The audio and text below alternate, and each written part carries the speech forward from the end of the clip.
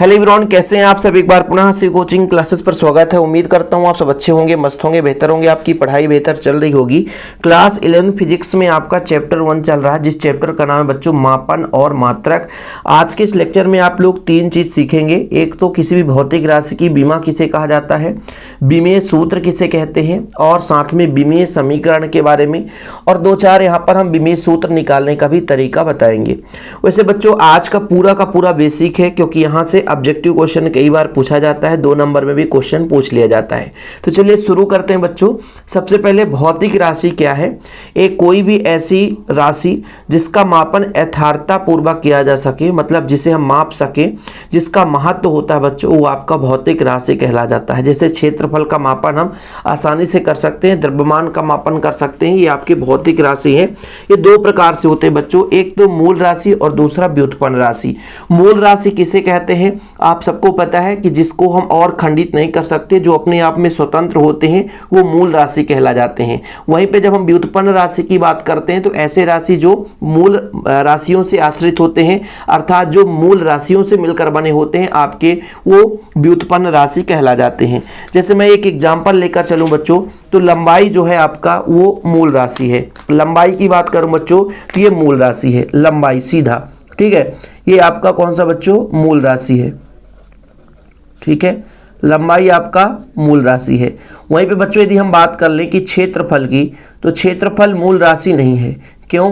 क्योंकि ये लंबाई और चौड़ाई से मिलकर बना है, लंबाई और चौड़ाई से मिलकर बना है बच्चों, इसलिए ये मूल राशि नहीं है।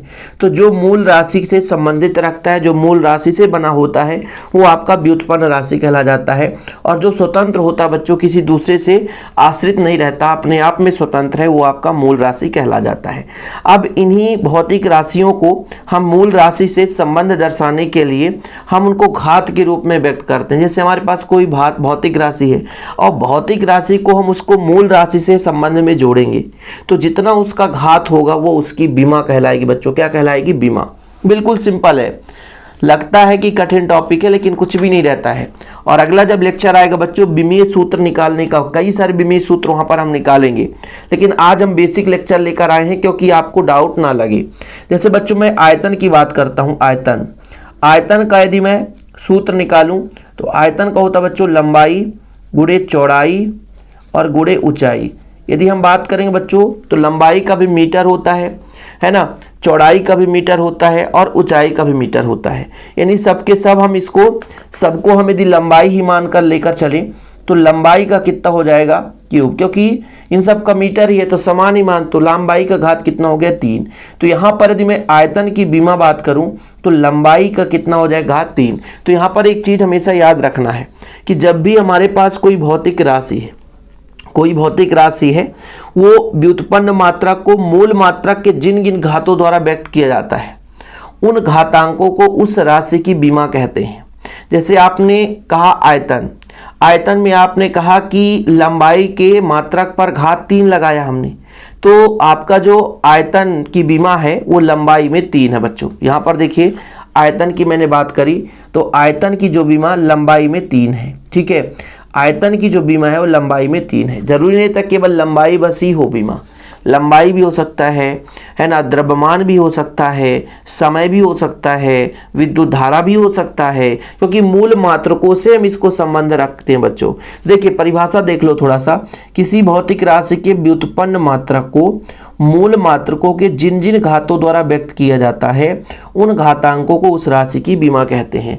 मतलब हमारे पास कोई भौतिक राशि है, उसका पहले हम मात्रक में कन्वर्ट करेंगे और सीधे मूल मात्रक तक ले जाएंगे उसको है ना, और फिर मूल मात्रक के कितनी घात हैं, ठीक है, वो उसका बच्चों निकल कर आएगा आपका क्या, बीमा। जैसे लंबाई का घात 2 है तो वहां पर लंबाई में बीमा 2 हो जाएगा, ठीक है। द्रव्यमान का घात 3 है तो उसका बीमा अलग हो जाएगा।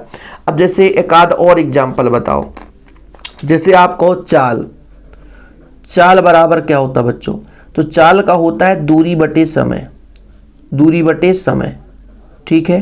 कोई दिक्कत तो नहीं बच्चों। अब दूरी क्या है, लंबाई है, सही है कि नहीं, दूरी हम लंबाई मान सकते हैं, और समय का बच्चों समय है, तो इसको हम सेकंड लगा कर भी समय ही रहने देते हैं। तो यहाँ पर मैं कह दूंगा कि चाल का बीमा बताओ, तो आप कहोगे चाल का बीमा लंबाई में 1 है, लंबाई में 1 है बच्चों, घात 1 है, और समय का जो बीमा है वो -1 है। चाल के लिए समय में -1, यानी यहाँ पर जब इसका विमेय सूत्र निकालेंगे तो द्रव्यमान है नहीं, लंबाई का हो जाएगा आपका 1 और समय t का हो जाएगा -1। ये हो जाता है इसका विमेय सूत्र।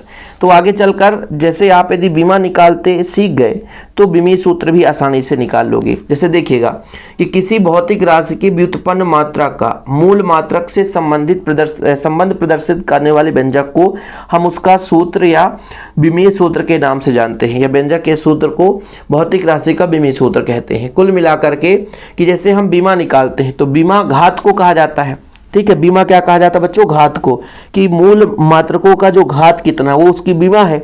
लेकिन जो पूरा हम व्यंजक स्थापित करते हैं, एक छोटा सा सूत्र लिखते हैं, उसको हम बोलते हैं उसका विमेय सूत्र। कोई भी भौतिक राशि है उसको पहले हम मूल राशि में ले जाते हैं, मूल राशि का फिर मूल मात्रक ले आते हैं, मूल मात्रक का फिर हम उसको एक व्यंजक के सूत्र के रूप में लिखते हैं। जैसे हम बच्चों यदि हम जब भी विमेय सूत्र लिखते हैं तो द्रव्यमान को कैपिटल M से दर्शाते हैं बच्चों, द्रव्यमान को हम कैपिटल M से दर्शाते हैं। समय, जो भी समय रहेगा सेकेंड, उसको कैपिटल T से दर्शाएंगे। विद्युत धारा को हम एम्पियर से दर्शाएंगे बच्चों, ठीक है। लंबाई को हम कैपिटल L से दर्शाएंगे। बाकी आपका जो कैंडेला होता है यानी पदार्थ की मात्रा मोल होता है उसको मोल से ही लिखेंगे, ठीक है। ज्योति तीव्रता का कैंडेला होता है तो CD से लिखेंगे, ठीक, ये चीज़ होता है। तो विमेय सूत्र बच्चों आपका क्या है? एक प्रकार से कि किसी भी भौतिक राशि के व्युत्पन्न मात्रक का मूल मात्रक से संबंध स्थापित करेंगे और फिर उसका हम एक व्यंजक लिखेंगे, एक सूत्र लिखेंगे, वो आपका विमेय सूत्र कहला जाता है। एग्जाम्पल के तौर पर हम यहाँ पर 1-2 एग्जाम्पल बताएंगे बच्चों फिलहाल इस वीडियो में, बाकी विमेय सूत्र का एक अलग सेपरेट वीडियो आएगा, निश्चिंत रहेंगे आप लोग, ठीक है। जैसे मैं सबसे पहले बात करता हूँ क्षेत्रफल की बच्चों। क्षेत्रफल का होता है, देखिएगा, लंबाई गुणे चौड़ाई। क्या होता है बच्चों? लंबाई गुणे चौड़ाई। अब यहाँ पर लंबाई का स्क्वायर ही हो जाएगा, मतलब L गुणे L हो जाएगा, सही है कि नहीं? तो L का स्क्वायर हो जाएगा, L का स्क्वायर हो जाएगा। तो यदि इसका विमेय सूत्र लिखेंगे तो द्रव्यमान है नहीं, L है आपका 2, T है नहीं, तो ये M L स्क्वायर T0, ये आपका विमेय सूत्र हो गया।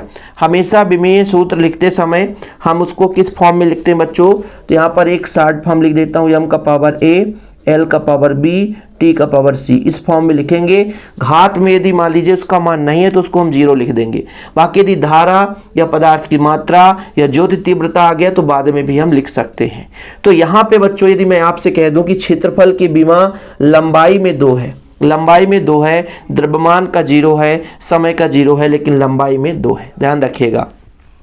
ऐसे आप एक आध एग्जाम्पल और बताओ सर। जैसे हम बात करते हैं आयतन की बच्चों, आयतन की बात करते हैं तो आयतन में आप सबको पता है इसका फार्मूला होता है लंबाई गुणे चौड़ाई गुणे ऊंचाई।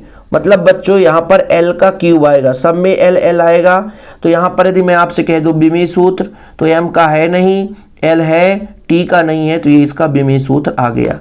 मतलब किसी भी भौतिक राशि को उसके मूल मात्रक तक ले जाना, यानी यहाँ पर ये लंबाई है बच्चों, तो मूल राशि तक ले गए और फिर मूल राशि को हम एक सूत्र के रूप में, एक व्यंजक के रूप में व्यक्त करते हैं। उस व्यंजक को हम क्या बोलते हैं? विमेय सूत्र। जैसे मैंने आपसे कहा था कि चाल बराबर क्या होता है बच्चों? चाल बराबर होता है दूरी बटे समय। चाल बराबर होता है दूरी बटे समय।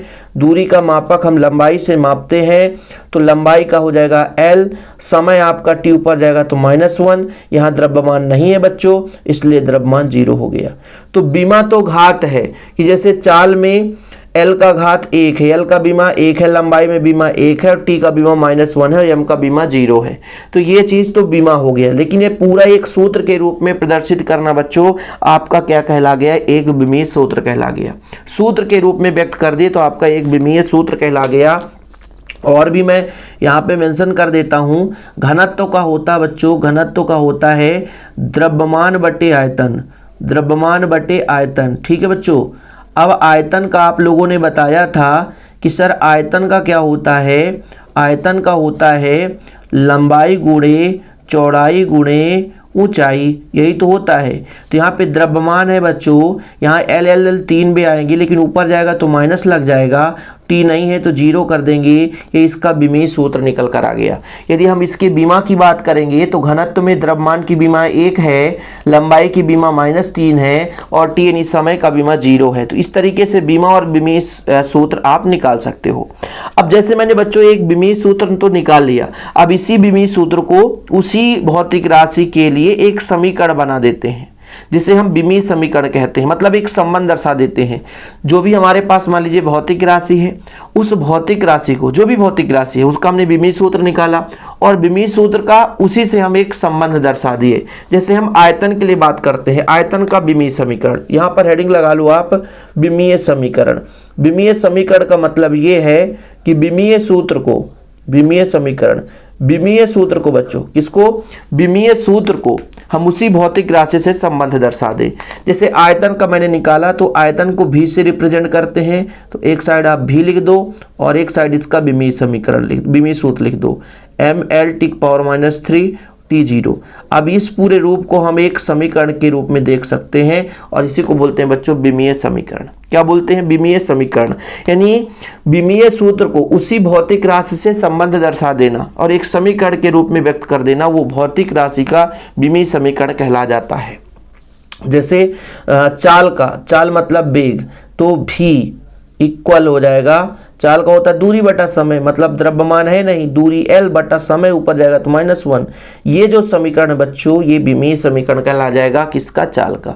तो विमीय समीकरण उसी से रिप्रेजेंट कर देना, ठीक है। तो आपको तीनों चीज क्लियर हो गया होगा। कम समय का इसलिए बनाता हूं ताकि बोरिंग क्लास ना लगे। और बच्चों आपको यदि हमारा नोट्स लेना है तो मैं अपना पर्सनल नंबर हमेशा देता हूं 96 85 29 91 49।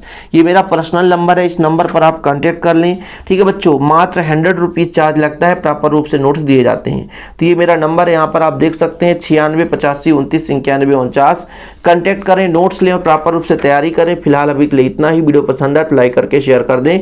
जय हिंद, वंदे मातरम।